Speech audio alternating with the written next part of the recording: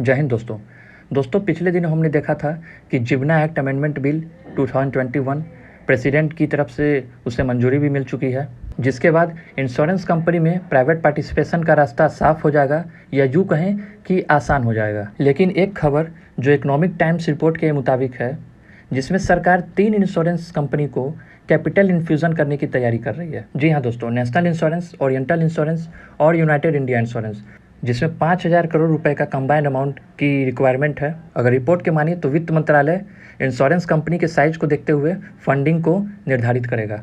दोस्तों अब एक बात, अगर प्राइवेटाइजेशन सरकार को इंश्योरेंस कंपनी का करना है किसी एक का, तो या तो सरकार इसे स्ट्रेंथ करने की कोशिश करेगी। अभी नेशनल इंश्योरेंस और oriental insurance exchange Bombay stock exchange में लिस्टिंग भी नहीं है, तो हो सकता है इसे कैपिटल इन्फ्यूज़ करके इसे एक्सचेंज में लिस्टिंग किया जाएगा। पिछले दिनों CNBC की रिपोर्ट आई थी जिसमें कहा गया था कि सरकार यूनाइटेड इंडिया एश्योरेंस के प्राइवेटाइजेशन को लेकर आगे बढ़ सकती है। हालांकि दोस्तों रिपोर्ट में कही गई यह सभी बातें सोर्सेज की तरफ से है, ऑफिशियली अभी कुछ भी नहीं कहा गया है।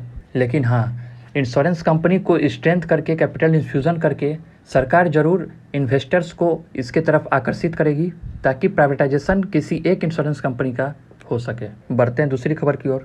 दोस्तों CSR यानी कॉरपोरेट सोसाइटी रिस्पॉन्सिबिलिटी, यह उन कंपनियों को देना पड़ता है जो कंपनी एक्ट 2013 के अंदर आते हैं।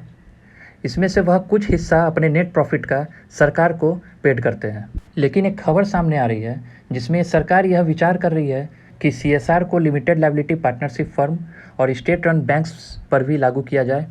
स्टेट रन बैंक्स जैसे SBI को अपने 2% हिस्सा नेट प्रॉफिट का CSR देना पड़ेगा। यह खबर वित्त मंत्रालय से जुड़े हुए 2 ऑफिशियल्स की तरफ से ही सामने आई है, हालांकि उनकी पहचान गुप्त रखी गई है। दोस्तों public sector bank limited liability partnership act 2008 और बैंकिंग रेगुलेशन एक्ट 1949 के अकॉर्डिंग चलती है।